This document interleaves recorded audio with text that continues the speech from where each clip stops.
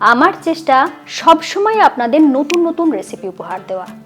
তারই সন্ধানে আজ বানিয়েছি মটরশুঁটির একদম একটা অভিনব রেসিপি, যেটার অভিনবত্ব শুধুমাত্র রন্ধন কৌশলে নয়, উপকরণের বৈচিত্র্যে এবং স্বাদের ভিন্নতায়। এই রেসিপি না বানালে আমি হলপ করে বলতে পারি আফসোস আপনাদের হবেই। খুব সহজে নিখুঁতভাবে রান্নাটা শিখে নিতে সঙ্গে রইলাম আমি ঋতুপর্ণা। আপনারা দেখছেন ঋতুর রান্নাঘর। আমি এখানে 1.5 কাপ মতন মটরশুঁটি নিয়েছি। এর ওজন হবে মোটামুটি 300 গ্রাম।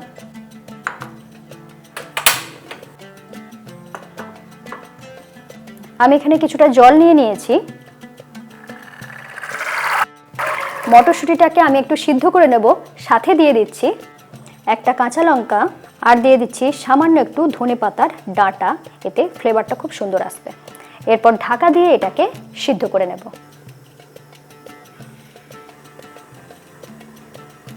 3 থেকে 3.5 মিনিটের মতন এটাকে এইভাবে ফুটিয়ে নিয়েছি।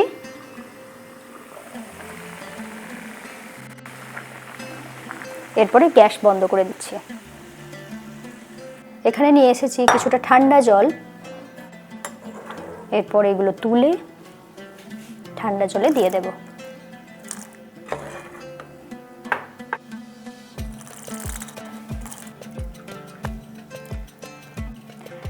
ঠান্ডা জলে দেওয়ার জন্য দেখুন সবুজ রংটা কিন্তু বজায় আছে।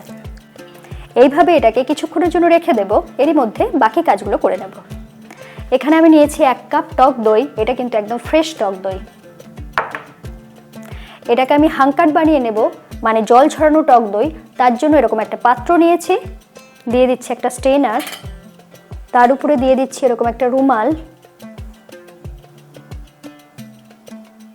এখানে দিয়ে দিচ্ছি দই।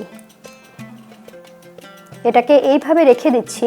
1 থেকে 1.5 ঘন্টার মধ্যে কিন্তু জল ঝরে যাবে সুন্দরভাবে। একটা পাত্র আর তার উপরে এরকম স্ট্রেনার নিয়ে এসেছি। মটরশুঁটি থেকে জলটা ঝরিয়ে নেওয়ার জন্য এখানে ঢেলে দিচ্ছি।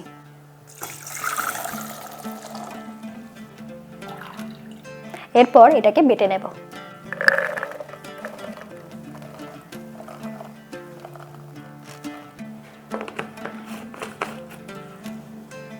এটাকে যতটা সম্ভব কম জল দিয়ে বেটে নিতে হবে।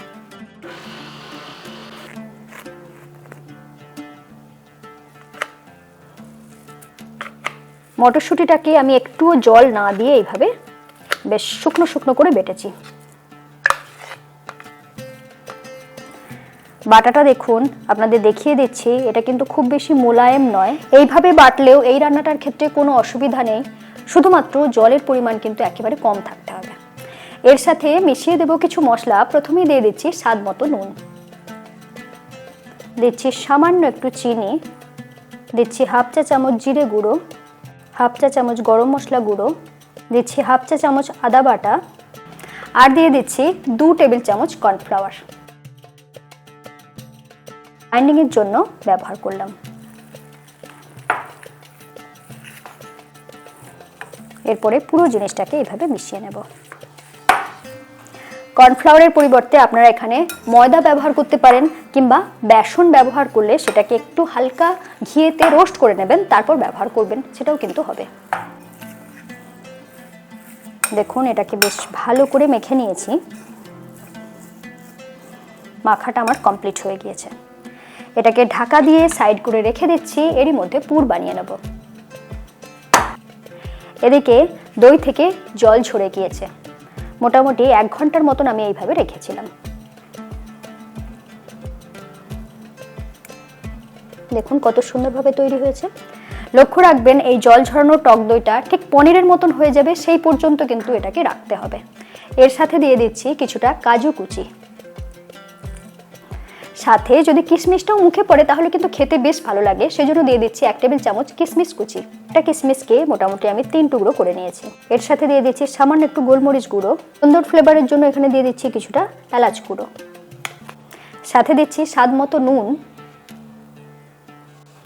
পুরটা যদি একটু মিষ্টি মিষ্টি পছন্দ করেন সেক্ষেত্রে এখানে চিনি ব্যবহার করবেন। আমি এখানে 1/2 চা চামচের মতন চিনি ব্যবহার করছি।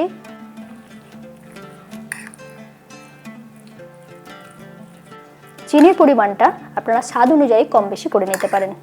এর সাথে আরেকটা জিনিস মিশিয়ে দেব, সেটা হলো কর্নফ্লাওয়ার 1 চা চামচ। আমি এখানে কর্নফ্লাওয়ার কেন ব্যবহার করলাম, কারোর যদি জানা থাকে অবশ্যই লিখে জানাবেন। দেখুন কত সুন্দর একটা মখমলি পুর তৈরি হয়ে গেল। গ্রেভির জন্য আমি এখানে নিয়েছি 1/2 কাপ টক দই, সাথে দিয়ে দিচ্ছি 1 টেবিল চামচ ধনে গুঁড়ো, দিচ্ছি 1 টেবিল চামচ জিরে গুঁড়ো। এরপরে সমস্ত জিনিসটাকে বেশ ভালো করে ফেটিয়ে মিশিয়ে নেব। আপনারা সকলেই জানেন দইটাকে ফেটিয়ে নেওয়ার কি কারণ, তবু একবার বলে দিই, দইটাকে রান্না করার আগে অবশ্যই ফেটিয়ে নেবেন যাতে দেওয়ার পরে ফেটে না যায়। গ্রেভির বেসটা আমি দই দিয়ে বানাচ্ছি, আপনারা দইয়ের পরিবর্তে টমেটো দিয়েও বানাতে পারেন। সেক্ষেত্রে 2টো মিডিয়াম সাইজের টমেটোকে বেটে নিলেই হয়ে যাবে।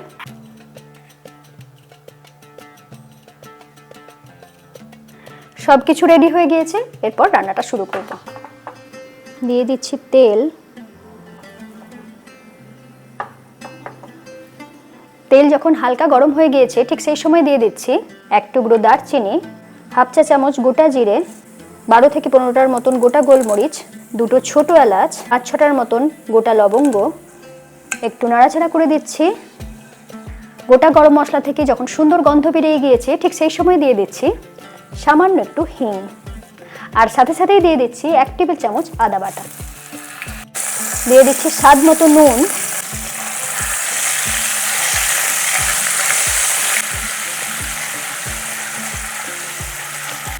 তিরিশ সেকেন্ডের মতন আদাটাকে ভেজে নিয়েছি, সুন্দর গন্ধ বেরিয়ে গিয়েছে। এরপর এখানে দিয়ে দেব টক দইয়ের মিশ্রণ।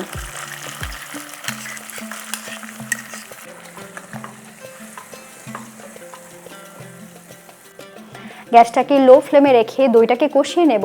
এরই মধ্যে দিয়ে দেব বাকি মশলাগুলো।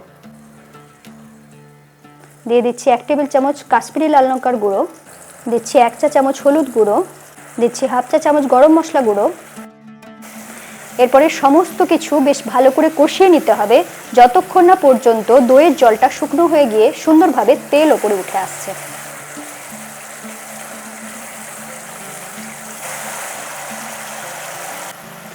যেহেতু আমি গ্রেভিটা দই দিয়ে বানাচ্ছি সেই জন্য এখানে চিনি ব্যবহার করছি, আপনারা না চাইলে কিন্তু চিনিটা নাও দিতে পারেন।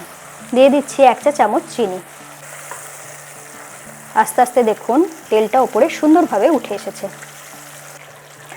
দই ব্যবহার করার এটাই মজা, রান্নাতে তেল কম ব্যবহার করলেও যখন দইটা আস্তে আস্তে সুন্দরভাবে কষানো হয়ে যাবে তেলটা উপরে উঠে আসবে। দেখুন এই পর্যন্ত কষানো হয়ে যাওয়ার পরে আমি এখানে দিয়ে দেব গ্রেভির জন্য 1 কাপ জল।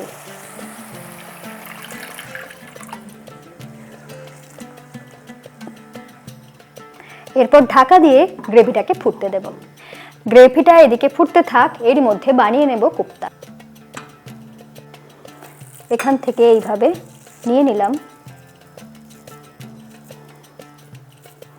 এইভাবে প্রথমে গোল করে নিলাম, নেওয়ার পরে হাতে করে চেপে চেপে মাঝখানে একটা গর্ত করে নিতে হবে।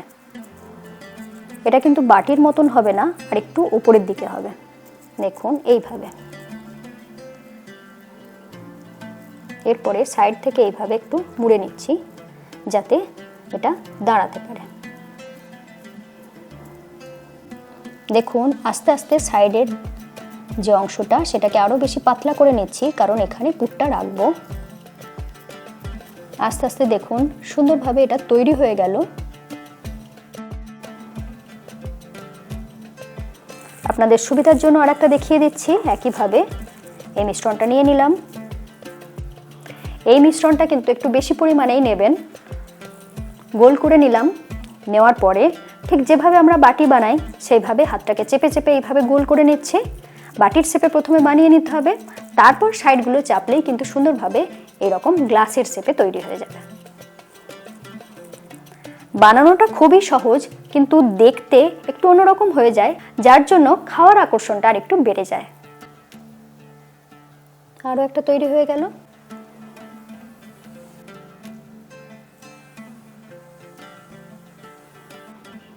সবকটাই এইভাবে বানিয়ে নিয়েছি।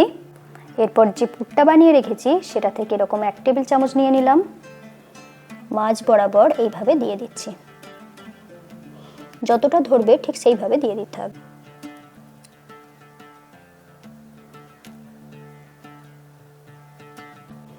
একইভাবে পরেরটাকেও আমি ভর্তি করে দিচ্ছি।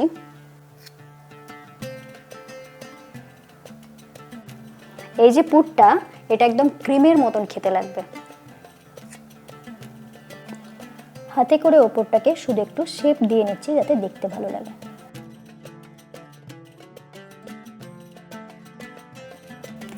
এদিকে গ্রেভি ফুটে উঠেছে।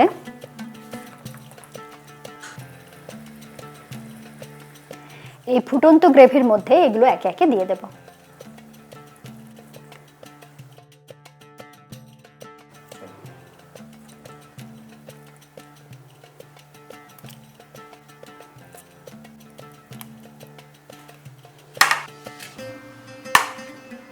এরপরে এটাকে লো ফ্লেমে রেখে এইভাবে রান্না করে নেব। 5 থেকে 6 মিনিট এটাকে লো টু মিডিয়াম ফ্লেমে রেখে এইভাবে সিদ্ধ করে নিয়েছি। এরপর খুলে দেখাচ্ছি।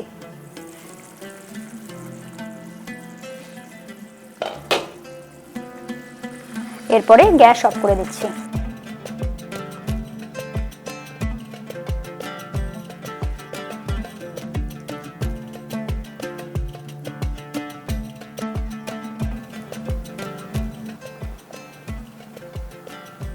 নিশ্চয়ই বুঝতে পারলেন রেসিপিটা কেন অভিনব।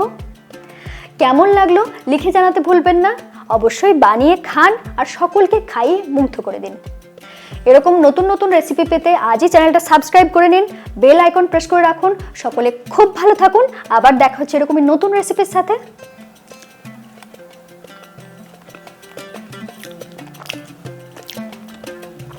ফাটাফাটি টেস্ট।